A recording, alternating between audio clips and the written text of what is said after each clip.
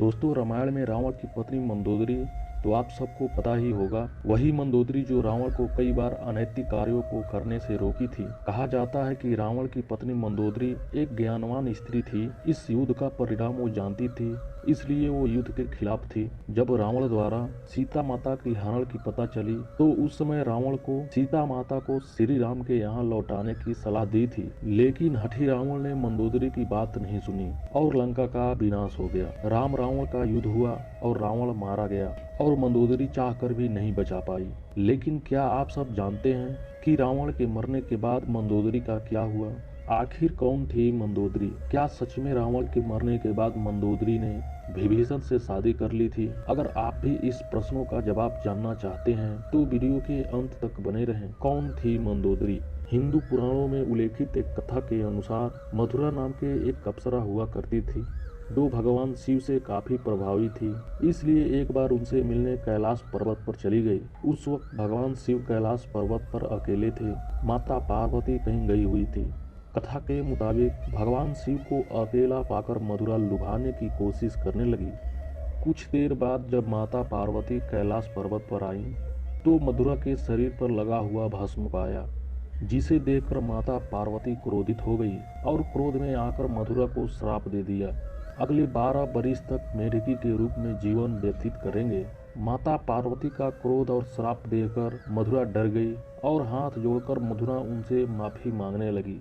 तब माता पार्वती ने कहा, जाओ, सही समय आने पर तुम श्राप मुक्त हो जाओगी। और उसके बाद अप्सरा मेढकी बन गई और धरती लोक पर आ गई। और कुछ साल बीतने के बाद अचानक से एक भयंकर सांप मेढकी को खाने के लिए पीछे पड़ गया। मेढकी मथुरा अपनी जान बचाकर भागने लगी और वो भागते भागते वो सप्त ऋषियों के आश्रम में पहुंच गई, जहां पर खीर बनाने के लिए लकड़ियों के चूल्हे पर बड़ा बर्तन चढ़ाया गया था। जब सांप ने मेढकी को दौड़ाया तो मेढकी उछलकर बर्तन के ऊपर बैठ गई। सांप ने भी बर्तन के एक छोर पर जा बैठा। तब मेढकी ने बर्तन के एक छोर से दूसरे छोर पर कूद गई। उसके बाद सांप ने भी कूदने की कोशिश किया, तभी वो फिसलकर उसी खीर के बर्तन में गिर गया और खीर गर्म होने के कारण वह सांप तुरंत ही उस बर्तन में मर गया। तब मेढकी बनी मथुरा को यह चिंता सताने लगी कि जब ऋषिगण यहाँ आएंगे और ये जहरीले खीर खाएंगे तब उनकी मौत भी हो सकती है।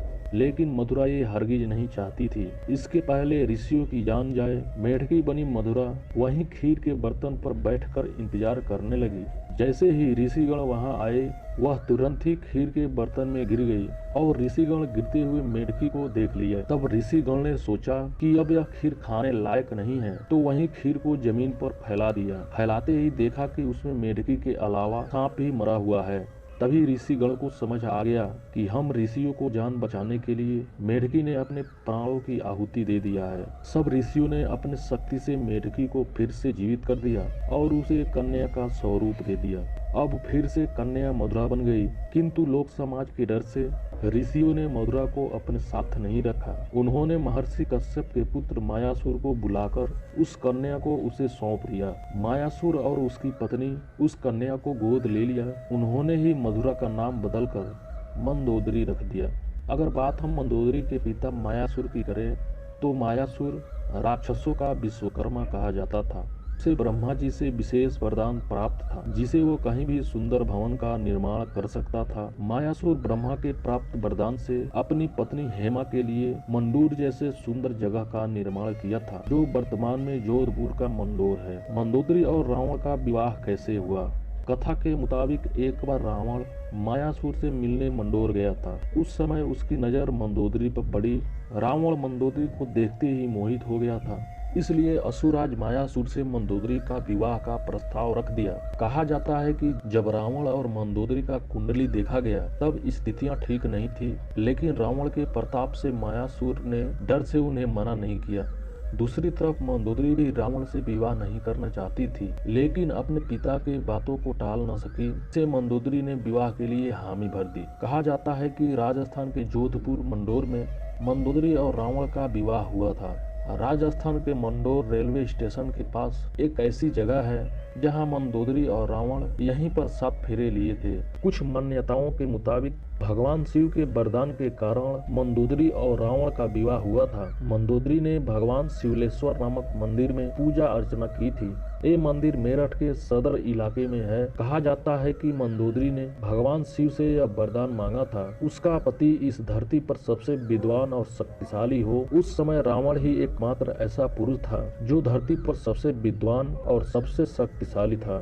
कहते हैं रावण मंदोदरी की सुंदरता पर ऐसे मोहित हुआ था कि रावण की कई पत्नियां होने के बावजूद उसने वचन दिया था कि मंदोदरी रावण की प्रमुख रानी और लंका की प्रमुख रानी होगी। कथाओं में मंदोदरी एक पतिव्रता नारी में वर्णित किया गया है। मंदोदरी ही सबसे पहले रावण के साथ शतरंज का खेल का प्रारंभ किया था। रावण के विवाह के बाद मंदोदरी को एक मेघनाथ और एक अक्षय नामक 2 पुत्र भी हुए थे। जनश्रुतियों के मुताबिक श्री राम रावण के वध के पीछे मंदोदरी का भी हाथ था। कहा जाता है कि रावण की मृत्यु एक दिव्य बाण से ही हो सकती थी। उस दिव्य बाण की बात केवल मंदोदरी को ही बताया था, लेकिन हनुमान जी ने बहुत ही चालाकी से मंदोदरी को अपने बातों में फंसाकर ये जानकारी चुरा लिया था और इस बाण की मदद से प्रभु श्री राम ने रावण का वध कर दिया। कहते हैं मंदोदरी अपने पति के बुरी आदतों से परिचित थी। वो हमेशा रावण को यही सलाह देती थी, बुराई के मार्ग को त्याग कर सत्य की शरण में आ जाए। लेकिन अपने ताकत पर घमंड करने वाले रावण ने कभी मंदोदरी की बात को गंभीरता से नहीं लिया और उसका परिणाम आप सब जानते ही है। क्यों किया मंदोदरी ने विभीषण से विवाह? क्यों? जब रावण ने सीता का हरण किया था उस समय मंदोदरी ने उसका विरोध किया। उन्हें माँ सीता को पुनः प्रभु श्री राम के यहाँ छोड़ने की सलाह दिया था, लेकिन रावण ने मंदोदरी का बातों का अनसुना कर दिया। प्रचलित कथाओं के मुताबिक राम रावण युद्ध में मंदोदरी,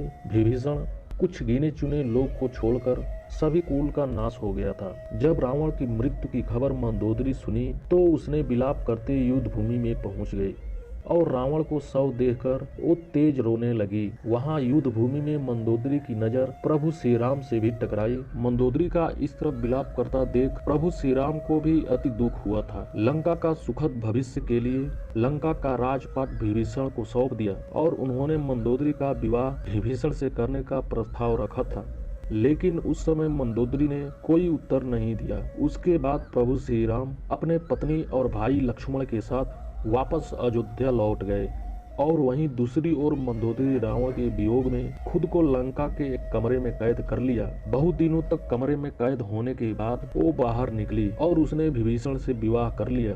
लेकिन कुछ विद्वान इस बात को सीधे तौर पर नकारते हैं। उनका मानना है कि अदंत की विदंतियां हैं, इनका सच्चाई से कोई लेना देना नहीं है। दरअसल इन विद्वानों के मुताबिक मंदोदरी एक पतिव्रता नारी थी। वो अपने पति के प्रति पूरी तरह समर्पित थी।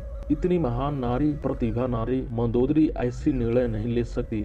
ऐसे में रावण की मृत्यु के बाद मंदोदरी का विभीषण से विवाह करना एक विदंत के अलावा कुछ नहीं है। ऐसे में दोस्तों आपको क्या लगता है, क्या मंदोदरी विभीषण से दूसरा विवाह किया था? कमेंट में जरूर बताएं। आज के लिए बस इतना ही, मिलते हैं अगले वीडियो में, तब तक के लिए नमस्कार।